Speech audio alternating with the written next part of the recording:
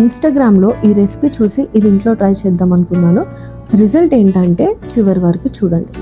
First ఒక pan తీసుకొని అందులో ఆయిల్ వేసుకొని ఆనియన్స్, అల్లం, వెల్లుల్లి, కొంచెం జీడిపప్పు, అలాగే పచ్చిమిర్చి, 1 టేబుల్ స్పూన్ సాల్ట్ వేసుకొని లైట్గా ఫ్రై చేసుకోవాలి. ఇప్పుడు పుదీనా, కొత్తిమీర వేసుకొని 1 మినిట్ పాటు ఫ్రై చేసుకొని అండ్ ఫ్రై చేసుకున్న దాంట్లో మనం 1 కప్ వరకు పెరుగు యాడ్ చేసుకొని దీన్ని మనం స్మూత్ పేస్ట్ లాగా చేసుకోవాలి. ఈలోపు 2 కప్స్ రైస్ తీసుకొని నీట్గా వాష్ చేసి పక్కన పెట్టుకోవాలి.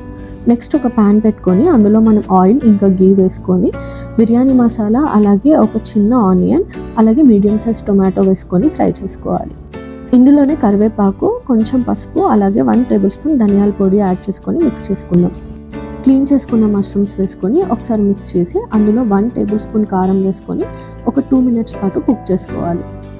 ఇందాక చేసుకున్న పేస్ట్ మనం డైరెక్ట్గా ఇందులో వేసేసుకొని ఇదంతా బాగా ఫ్రై అయ్యే వరకు ఒక 10 మినిట్స్ పాటు బాగా కుక్ చేసుకోవాలి.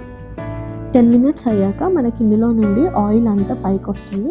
ఇప్పుడు మనం ఇందులో వాటర్ యాడ్ చేసుకోవాలి. నేను 2 కప్స్ తీసుకున్నా కాబట్టి 4 కప్స్ వాటర్ వరకు యాడ్ చేశాను. ఇప్పుడు ఈ వాటర్ అన్నీ బాయిల్ అయ్యాక టేస్ట్కి సరిపడా సాల్ట్ యాడ్ చేసుకోవాలి. అలాగే రైస్ యాడ్ చేసి 25 మినిట్స్ పాటు సిమ్లో కుక్ చేస్తే మన మష్రూమ్ పులావ్ రెడీ అయిపోతుంది. ఇన్స్టాగ్రామ్లో చూసిన రెసిపీని ట్రై చేశాను. లక్కీగా ఫస్ట్ అటెంప్ట్లోనే సూపర్గా వచ్చింది. మీరు కూడా ట్రై చేయండి.